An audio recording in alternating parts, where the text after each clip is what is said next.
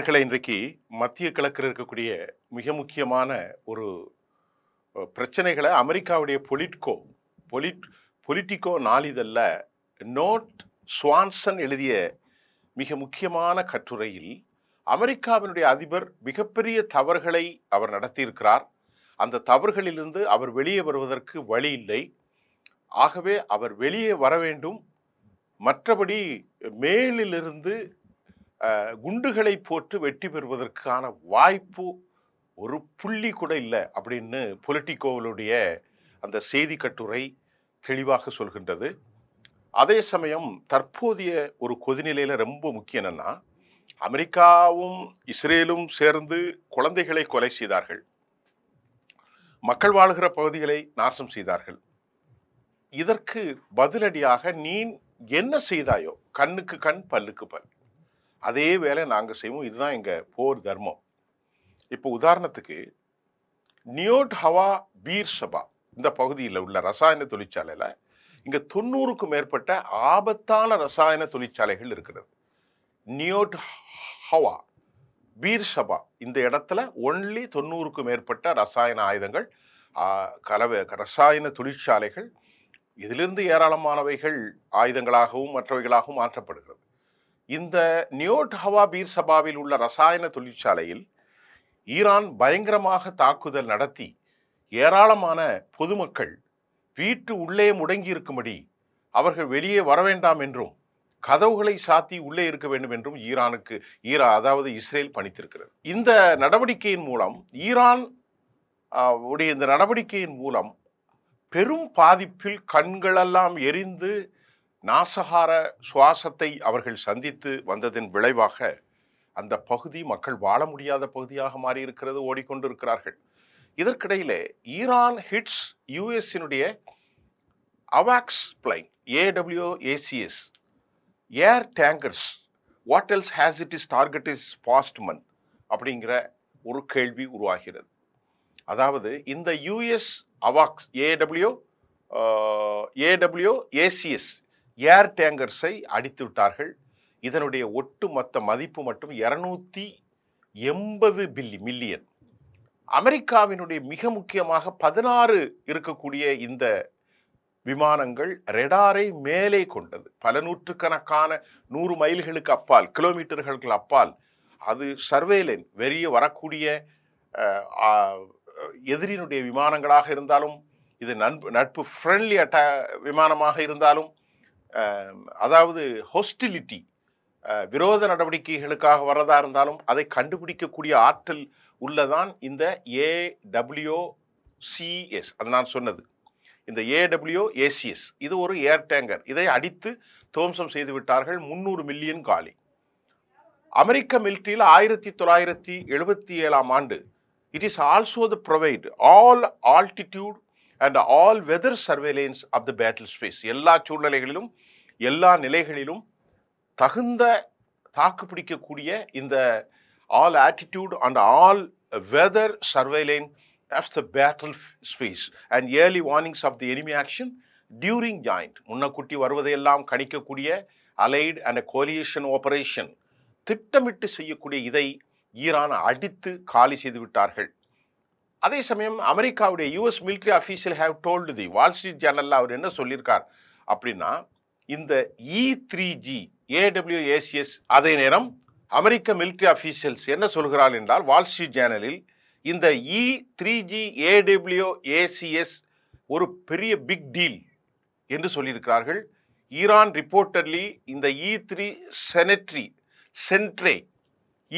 Sentry flying ரேடார்ஸை அவர்கள் அடித்திருக்கிறார்கள்.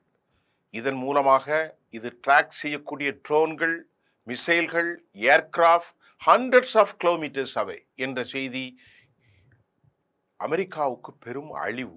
அதே சமயம் யுஎஸ் ஏர்ஃபோர்ஸ் இதை எப்படி வடிவமைத்தார்கள் என்ற அடுத்த திட்டம், இதை பற்றி நிறைய செய்தி இருக்கிறது. பேசிக்கலி மாடிஃபைடு போயிங்கில் அவங்க 707 and 320 the commercial airframe and it has a rotating radar dome. மேலே இருந்து சுற்றி கொண்டே வரக்கூடிய அளவிற்கு 250 mile enable, it's provide situational awareness of friendly, யாராக இருந்தாலும் சரி, ஹொஸ்டிலிட்டி ஆக்டிவிட்டிக்கு வந்தாலும் சரி, இதையெல்லாம் மிக துல்லியமாக கண்டுபிடிக்கக்கூடிய விமானத்தை அடித்து நாசம் செய்து உருக்குலைய வைத்து விட்டார்கள்.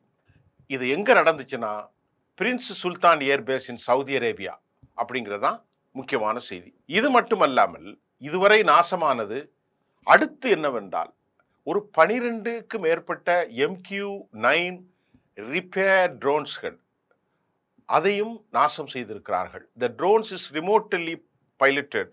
இது கலெக்டிவ் இன்டெலிஜென்ஸுக்கு பயன்படக்கூடிய மிக முக்கியமான MQ-9 12க்கு மேற்பட்டவைகள் அமெரிக்காவிலிருந்து, அமெரிக்க ஆயுத களஞ்சியத்திலிருந்து நாசமாயிருக்கிறது. அதே போன்று கடந்த மார்ச் 1ஆம் தேதி 3 அமெரிக்காவினுடைய 15E strike eagle fighter jets shot down செய்யப்பட்டிருக்கிறது.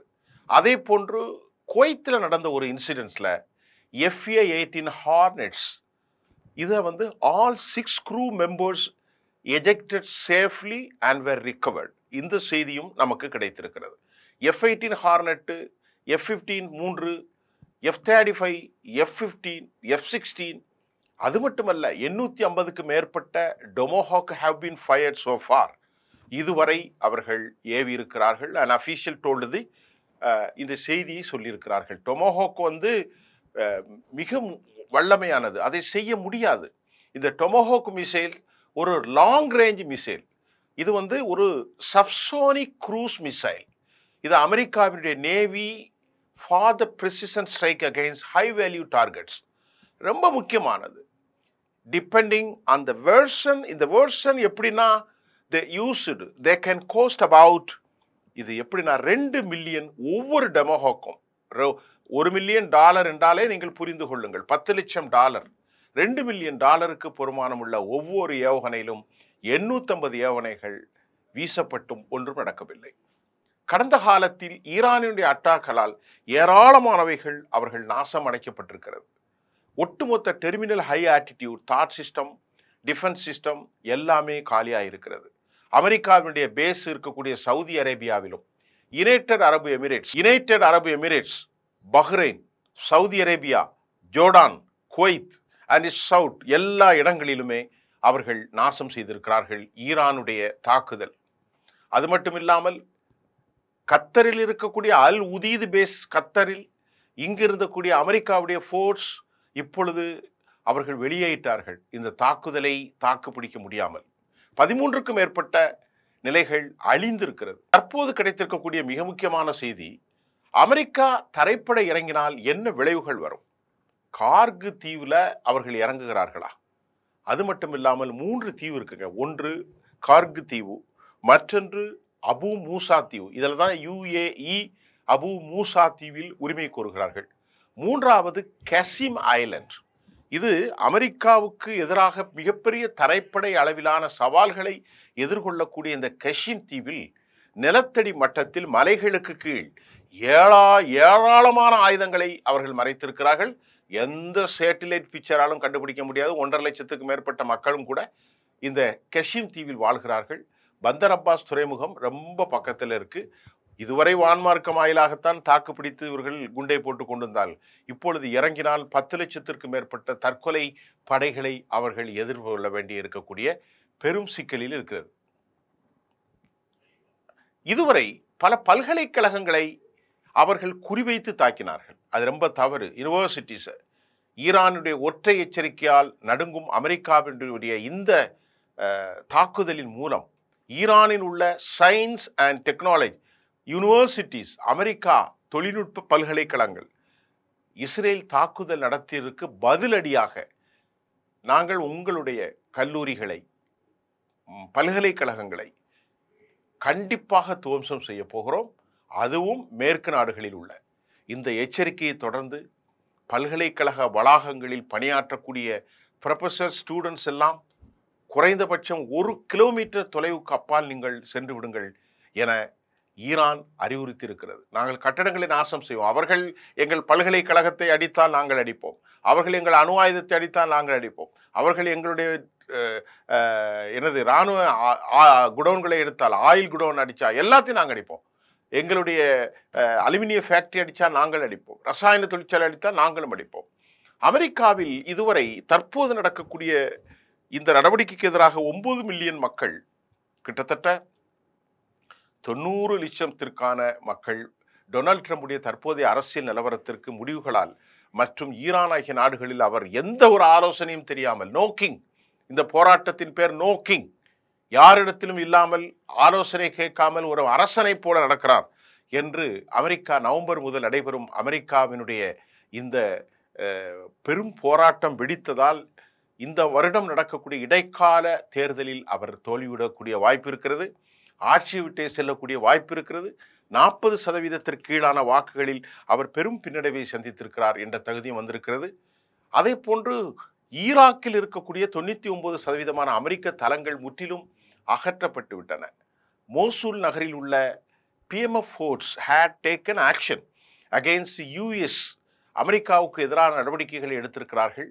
அமெரிக்கா இஸ்ரேல் படைகள் தங்களுக்கு துரோகம் இழைத்த ஈராக் நாட்டை பழிவாங்குவதற்காக, அது ஈராக்கினுடைய நாடு அமெரிக்காவினுடைய ஆட்சியின் கீழ் இருந்தது, அவர்கள் இவர்களை மதிக்காமல் அவர்கள் ஈரானோடு கைகோர்த்து கொண்டார்கள். இப்போது அடுத்த கட்ட பயம் என்னவென்றால், ஈரானிலிருந்து வான்படைகள், ஈரானிலிருந்து தரைப்படைகள் ஈராக்கில் இப்பொழுது நுழைவதற்கு இருந்த சதி போய்விட்டது. இப்பொழுது அடுத்து சிரியாவில் நுழையலாம். சிரியாவில் இருக்கக்கூடிய முகமது பின் அல்சார் என்ற முகமது கொலானி அவரும் கூட மாறலாம். அப்படி மாறுகின்ற போது ஈரானுடைய படைகள் ஈராக் வழியாக சிரியா வழியாக மீண்டும் அது ஒரு கால் அது இஸ்ரேலில் நுழையக்கூடிய வாய்ப்பு உண்டு. இன்னைக்கு இல்லாட்டா நாளைக்கு நடக்கும். அப்போ அமெரிக்கா வர முடியாது, இஸ்ரேல் காலி செஞ்சிருவாங்க. சிரியாவில் கொஞ்சம் கொஞ்சமாக அமெரிக்கா ஆதரவு தளங்கள் அகற்றப்படும் நிலையில அல்சாரா என்கின்ற ஜெலானி வீழ்த்த விரைவில் இஸ்லாமிக் ஆக்சிஸ் களம் இறங்கலாம். அங்கே ஒரு உள்நாட்டு போர் நடக்கலாம். அவர் வெளியே போகக்கூடிய வாய்ப்புகள் இருக்கிறது.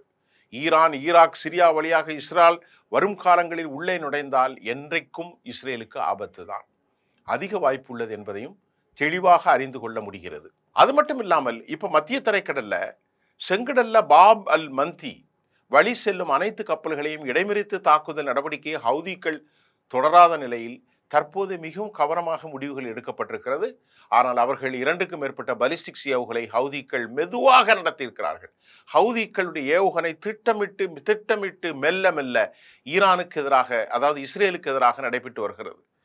மிக முக்கியமாக அவர்களுடைய ஹவுதிகள் அறிவித்தார்கள், பலஸ்தீன உம்மாக்களுக்கு தனி தேசம் என்பதை திருப்பி சுட்டி காட்டியிருக்கிறார்கள், அவர்கள் கோடிட்டு காட்டியிருக்கிறார்கள்.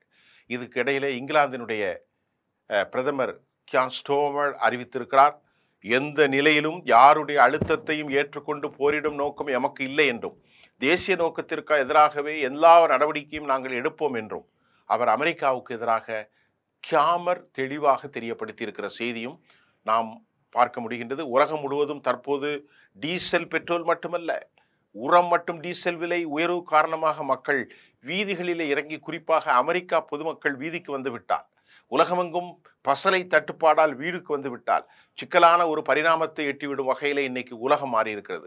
ரேடார் கருவிகள் முற்றிலும் அழிந்து வரும் நிலையிலே இஸ்ரேலுடைய தடுப்பாற்றல் வியூகம் முழுமையாக இழந்து தவிக்கும் நிலையில் ஐநாவிடத்திலே, மனித உரிமைகள் ஆணையத்திலே கதறுகிறார்கள். இஸ்ரேல் கதறல் சத்தத்தை கேட்க முடிகின்றது.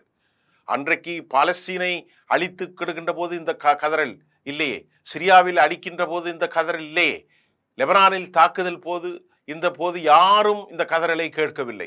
இன்றைக்கு அழிந்து கொண்டிருக்கிற இஸ்ரேல் UN செக்யூரிட்டி கவுன்சிலே கேட்கிறார், எங்களை காப்பாற்றுங்கள், எங்களை காப்பாற்றுங்கள் என்று கேட்கிற நடவடிக்கையும் பார்க்க முடிகின்றது. இவ்வளவு செய்திகளை நான் உங்களுக்கு தொகுத்து வழங்கியிருக்கிறேன். இப்பொழுது கைகள் மிக அதிகமாக உயர்ந்திருக்கிற ஈரான் எல்லா நிலைக்கும் தயாராகிவிட்டார்கள். கர்கிலே 3 தீவுகள் இருக்கிறது என்பதை சொல்லியிருக்கிறேன். காஷிம் தீவு, அபு மூசா தீவு, கர்க் தீவு. இதில் இறங்கினால் இதில் பெரிய எக்ஸ்பர்ட் இருந்தாலும் கூட அவர்கள் மிசைலை கொண்டு தாக்கலாம், ட்ரோன்களை கொண்டு தாக்கலாம், தரைப்படையில் 10 லட்சத்திற்கும் மேற்பட்டவர்கள் தாக்கலாம். அமெரிக்க படைகள் இறங்குமா அல்லது 3500க்கும் மேற்பட்ட அமெரிக்க படைகள் அனுப்பப்பட்டிருக்கிறது? என்ன நடக்கிறது? மீண்டும் நாளை செய்தியில் உங்களை சந்திக்கின்றேன். பரபரப்பான சூழ்நிலையில் உலகம் பெரும் அழுத்தத்திற்கு உள்ளாகி இருக்கிறது.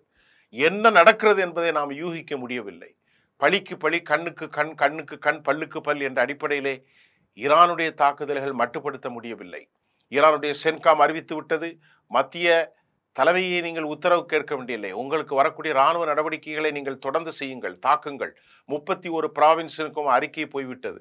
ஆகவே எதையும் கவலைப்பட மாட்டார்கள். யாருடைய உத்தரவுக்கும் தயங்காமல் தொடர்ந்து அமெரிக்காவை துவம்சம் செய்வதற்கும், இஸ்ரேலை துவம்சம் செய்வதற்கும், மத்திய கிழக்கில் துபாய், அபுதாபி, அது மட்டும் இல்லாமல் கத்தர், ஜோர்டான், அதாவது சவுதி அரேபியா, யுனைடெட் அரபு எமிரேட்ஸில் உட்பட மற்ற நாடுகள், பஹ்ரைனுடைய இடத்தை பிடித்து விடக்கூடிய ஒரு சூழலும் இப்போது காணப்படுகிறது. அதே போன்று ஓமன் மட்டும்தான் ஓரளவுக்கு கருணையோடு பார்த்திருக்கிறார்கள். உலகம் முழுவதும் பரபரப்பு. அமெரிக்கா உடனடியாக சமாதானத்துக்கு வர வேண்டும். இவர்களுடைய மானம் மரியாதை போனாலும் இவருடைய கோரிக்கைகளை ஏற்றுக்கொள்வது சரி என அமெரிக்காவில் இருந்த குரல்கள் தற்போது வலிவாக வந்து கொண்டிருக்கிறது. அடுத்த செய்தியில் நான் உங்களை சந்திக்கின்றேன். நன்றி.